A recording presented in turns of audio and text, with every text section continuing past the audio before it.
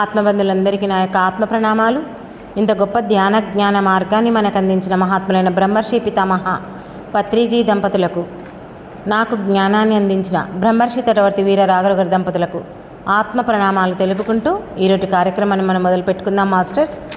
ఈరోజు మనం భగవద్గీత 1వ అధ్యాయం 19వ శ్లోకం.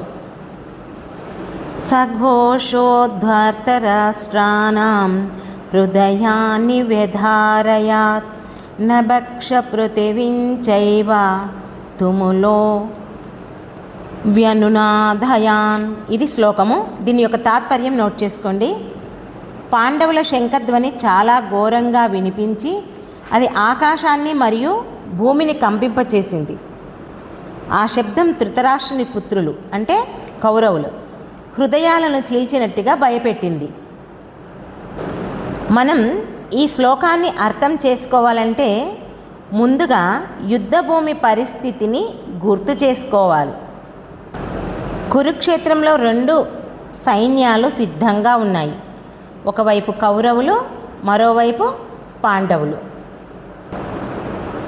పాండవులు తమ శంఖాలను ఊదినప్పుడు వచ్చిన శబ్దం చాలా గంభీరంగా, శక్తివంతంగా ఉంది. అది కేవలం శబ్దం కాదు, అది ఒక ధర్మపు గర్జన. శంఖధ్వని అంటే ఏమిటి? బయట శబ్దం మాత్రమే కాదు. సాధారణంగా మనం అనుకుంటాం శంఖం ఊదితే శబ్దం వస్తుంది, కానీ ఇక్కడ శంఖధ్వని అంటే ధర్మం గెలుస్తుంది అనే నమ్మకం. నిజం ఉన్న చోట ధైర్యం ఉంటుంది. మనసులోని శక్తి బయటికి రావడం. చూడండి, ఒక ఎగ్జామ్ పరీక్ష రాసే విద్యార్థి ఉన్నాడు. సరే, వాడు చదివితేనేమో పరీక్ష హాల్కు వెళ్తాడు, చక్కగా వాడు ఎగ్జామ్ మంచిగా రాస్తాడు, మనకి ఇంకా భయం ఉండదు. అదే చదవని విద్యార్థి ఉంటే వాడు ఇంకా ఎప్పుడూ భయపడుకుంటూనే ఉంటాడు. ఎందుకు? వాడేం చదువుకోలేదు కదా. అట్లాగే కౌరవులు వాళ్ళు మొత్తం చేసేదంతా ఏంటి? అబద్ధం, అధర్మం. ఇంకా వాళ్ళు ఇంకేం లేదు. ఆ అబద్ధంతో, అధర్మంతో ఎవరైతే ఉంటారో వాళ్ళు ఎప్పుడూ భయపడుకుంటూనే జీవించాలి. అదే పాండవులు ఉన్నారు, వాళ్ళు ఎప్పుడు ధర్మం, సత్యం, నిజాయితీ. ఇంకా వాళ్ళు దేనికి భయపడరు, వాళ్ళు చేసేది చేసుకుంటూ పోతారు. అందుకే వాళ్ళు ధైర్యంగా ఉంటారు, దేనికి వాళ్ళు భయపడరు. Okay, next. హృదయాన్ని వ్యధారయాత్ అంటే హృదయాలు ఎందుకు చీలిపోయాయి? ఈ మాట చాలా లోతైనది.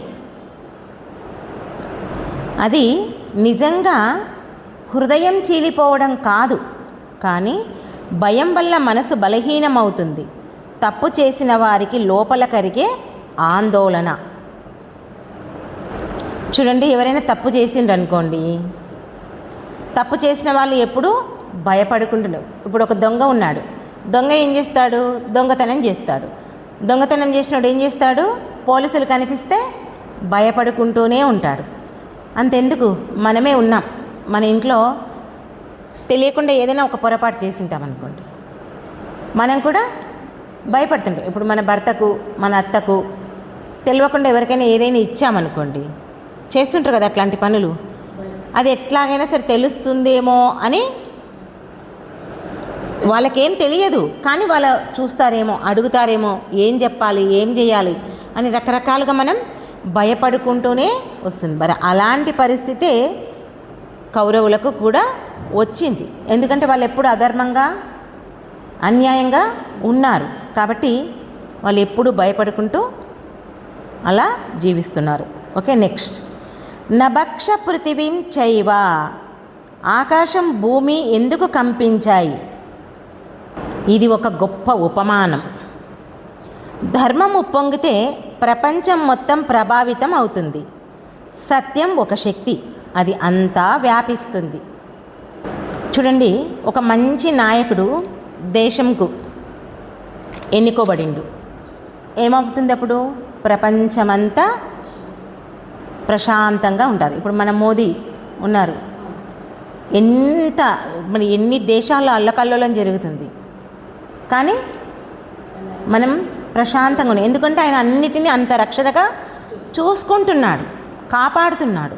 అట్లా ఈ పాండవుల యొక్క ధర్మశక్తి మొత్తము ప్రపంచాన్నే కదిలించింది. ఇది యుద్ధం గురించి. మరి ఈ శ్లోకంలో ఉన్నటువంటి ఆధ్యాత్మిక రహస్యం ఏందో ఇప్పుడు తెలుసుకుందాం. ఈ శ్లోకం మన జీవితానికి ఏం చెబుతుంది అంటే, మనలో ధర్మం బలంగా ఉంటే మన మాటలకు శక్తి ఉంటుంది, మన ఉనికి ఇతరులను ప్రభావితం చేస్తుంది. అంతే కదా. మనం మంచిగా నడుచుకుంటే మన జీవితంలో మనల్ని చూసి నలుగురు మారుతారు. అబ్బా ఉంటే వాళ్ళలా ఉండాలి, వాళ్ళలా చెయ్యాలి, వాళ్ళు చూడు ఎంత చక్కగా ఎంత మంచి పనులు చేస్తున్నారు, వాళ్ళ జీవితం ఎంత బాగుంది అని ఇలా అనుకుంటారు. మనం ఎప్పుడు కొట్లాడుకుంటూ సరికాని విధంగా ప్రవర్తిస్తే మనల్ని ఎవరు అనుసరించరు కదా, దరిదాపుల్లోకి కూడా రారు మన దగ్గరికి. ఓకే, ఇదే ఈ సెంటెన్సే మన జీవితానికి అన్వయించుకుంటే, సత్యం ఉన్నవాడు ఎప్పుడూ ధైర్యంగా ఉంటాడు. పాండవులు శంఖం ఎందుకు గట్టిగా ఊదగలిగారు అంటే వారి తప్పు లేదు.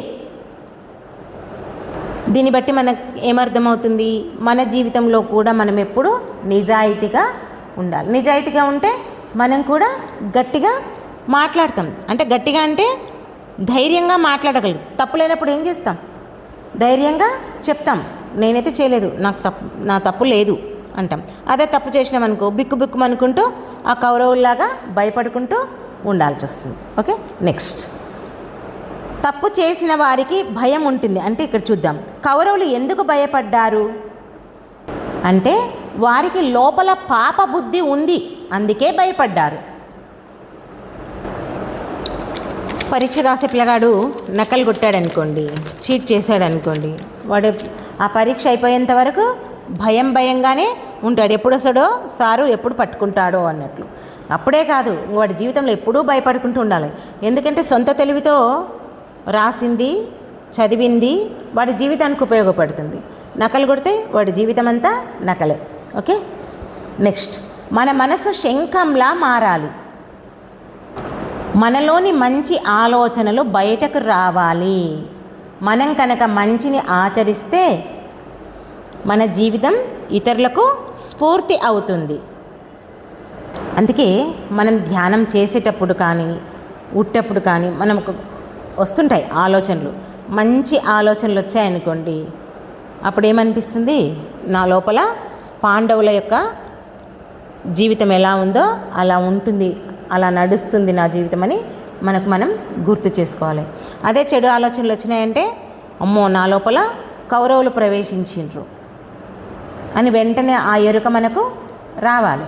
వచ్చినప్పుడు ఏమవుతుంది, మనం పాండవుల అంటే మంచి ఆలోచనలు చేయడానికి మనం ఇక్కడ ప్రయత్నిస్తాం. ఆ పాండవులు ఎట్లయితే ఆ శంఖధ్వని ఎందుకు ఊదారంటే, వాళ్ళు అంత భయంకరంగా అంత ధర్మపు గంట గర్జన ఎందుకు అంటే వాళ్ళకు చెడు ఆలోచనలు ఏవి లేవు.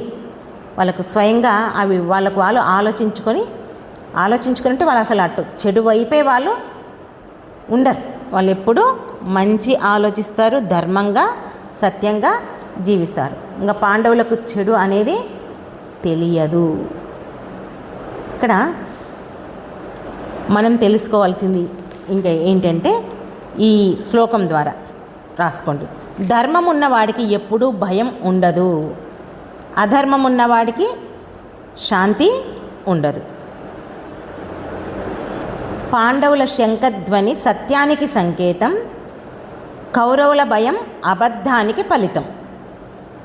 అందుకే అనుక్షణం ప్రతిరోజు మనల్ని మనమే ఆలోచించుకోవాలి. మన గురించి నేను ధర్మం వైపు ఉన్నానా అధర్మం వైపు ఉన్నానా, నా మనసు శాంతిగా ఎప్పుడైనా అశాంతిగా ఉంటుంది, ఉండకుండా ఉంటుందా? అశాంతిగా ఉన్నప్పుడు నేను ఎలాంటి ఆలోచనలు చేస్తున్నాను, ఎలా మాట్లాడుతున్నాను, ఎలా జీవిస్తున్నాను అని మనం పరీక్షించుకోవాలి. మనం ఆలోచించుకోవాలి. మనలో ఈ సత్యం గట్టిగా ఉందనుకోండి, ఆ విజయ గంట ఆ మోగిందనుకోండి, ఇంకా ఇక్కడ ప్రపంచం వినాల్సిన అవసరం లేదు. మన మనసు శాంతిగా మనకే ఉంటుంది. మనం నిశ్చింతగా ఉంటాం ఎప్పుడు మనం సత్య మార్గంలో జీవించినప్పుడు, ధర్మ మార్గంలో జీవించినప్పుడు. ఇంకా మననెవ్వరూ పేర్లు పెట్టరు. మనం ఎప్పుడు ధర్మంగానే సత్యంగానే ఉంటామో ఎవరికి భయపడాల్సిన అవసరం లేదు. ఒకసారంట ఒక గ్రామంలో 2 యువకులు ఉన్నారంట. ఒకడేమో ఎప్పుడు అబద్ధం మాట్లాడుకుంటూ అధర్మం మాట్లాడుతూ ఇట్లాగే ఏమంటారు కౌరవుల పాండవుల్లాగానే ఉన్నారంట. ఆ ఊరికి ఇట్లే వస్తారు కదా ఒక గొప్ప గొప్ప వ్యక్తులు. వచ్చినప్పుడు అధర్మంతో ఉన్న వాళ్ళు ఎలా అంటే వాళ్ళని చూస్తేనే భయపడతారు. ఎందుకు? వీడెప్పుడు అబద్ధం మాట్లాడతాడు, అధర్మంగా ఉంటాడు. అలాంటి వ్యక్తి నిజాయితీగా ఒక మంచి వ్యక్తి దగ్గరికి పోయి మాట్లాడాలంటే మాట్లాడదు. ఎవరైతే సత్యంగా ధర్మంగా ఉన్నారో వాడు వెళ్ళి దగ్గరికి వెళ్ళి షేక్ హ్యాండ్ ఇచ్చి 4 మంచి విషయాలు తెలుసుకుంటాడు. అట్లాగే మనం కూడా ఎప్పుడు సత్యంగా ఉండాలి. సత్యంగా ఉంటే మనకు ఆ సత్యమే మనకి ఎంతో శక్తినిస్తుంది, ధైర్యాన్ని ఇస్తుంది, శాంతినిస్తుంది, మనసు నిశ్చింతగా ఉంటుంది. అధర్మంగా ఉంటే ఎప్పుడూ భయపడుకుంటూ ఆ కౌరవులు ఎలా జీవించారో అనుక్షణం మనం కూడా అలా జీవించాల్సి వస్తుంది. ఇది ఓకే మాస్టర్స్. ఈ అవకాశం నాకు ఇచ్చినందుకు మీ అందరికీ నా యొక్క కృతజ్ఞతలు. Thank you.